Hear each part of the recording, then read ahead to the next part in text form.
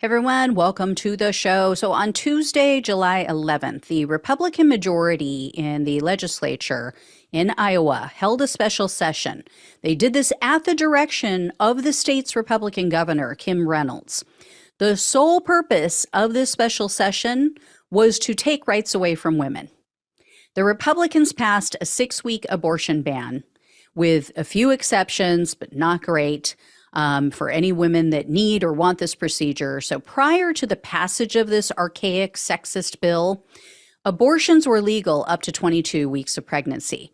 But the governor was urging them to take up this legislation. And then after it passed, she issued a statement celebrating, and she said, quote, "Justice for the unborn should not be delayed." I mean, yeah, because fuck women, right? Fuck justice for women and their rights. Right, Kim? So during the debate over this bill, Republican lawmaker Brad Sherman actually said, quote, "If they are not ready to have a baby, they shouldn't have sex. A lot of people need to review their birds and bees." Really? Really? Last time I checked, boys and men also took part in the creation of babies. Kind of need them for that. And they're usually the ones pressuring the girls for sex.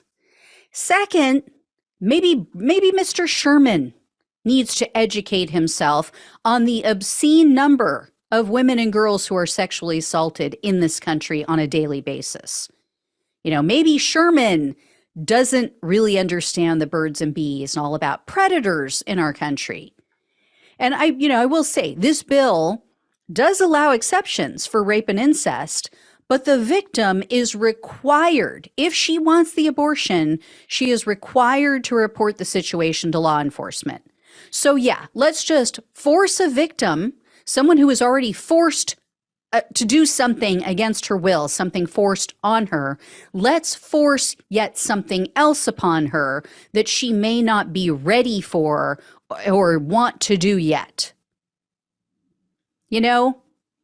Or maybe she might even be kicked out of her family. She may be kicked out of her family home. I actually had a cousin whose wife went through that, was raped and impregnated by her stepfather, and her mother took her stepfather's side and kicked her out of the house when she was 14 years old. So you tell me, what does a 14-year-old do in that case if they come forward? Seriously, these people have no brains. They just do not think about anything other than what they want. The bill also allows exceptions for if the fetus is not viable or for the life of the mother, but we've seen how that works. We've seen the devastating consequences of bills exactly like this.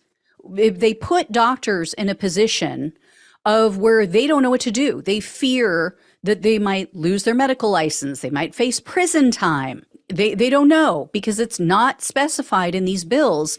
How soon can you do the abortion if you think the mother's life might be in danger? Does she have to be on death's door first? This is exactly why the state of Texas is being sued at this very moment, because women have nearly died due to their misogynistic laws. You know, and I attended a family event last weekend. I was talking with a very nice man about politics, and he made this statement that he just doesn't feel like his vote matters anymore. He doesn't feel like either party keeps their word, that they don't do anything really to help average Americans. And I told him, I think a lot of people feel that way. I know very often I feel that way, but you know, in thinking about it more in the days that followed, I realized that, well, yes, both parties are corrupt, right? To varying degrees, both parties have corruption. Both parties have their own set of issues and things that we can be upset about and things that they do wrong. 100%. As a woman, though, there is only one party that's trying to take away my rights and the rights of all of the women and the girls that I know and love. And there is only one party that is endangering the lives and the futures of my friends, my Black friends, my Asian friends, Hispanic friends, and family members. And there's only one party placing my LGBTQ plus friends in jeopardy, taking away their rights, allowing them to be discriminated against, placing their lives in danger with their insane rhetoric. So for me, as a woman who cares for all other women, who cares for my friends and even people I don't know of all colors, genders, sexual orientations, nationalities, religions, whatever, whomever that the right is targeting, the choice is clear when I fill out my ballot. The Democratic Party is far from perfect. I loathe so many of them that are corporate owned. I loathe their refusal to take issue with so much that is happening in this country, or to step up for the people, and their weakness at times. But they are at least trying to preserve, if not expand, rights, while the regressive, radical, extremist Republicans are trying to take them away. It's that simple, right? But these obtuse Republican lawmakers don't realize they're imposing laws that are literally at odds with the majority of people, of voters in this country, not just with Democrats, not even just with independents, even a large portion of Republicans. Based on polling, they are pro-choice.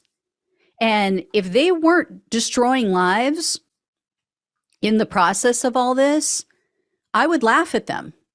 I mean, but they are, right? I would say if they weren't harming people, good.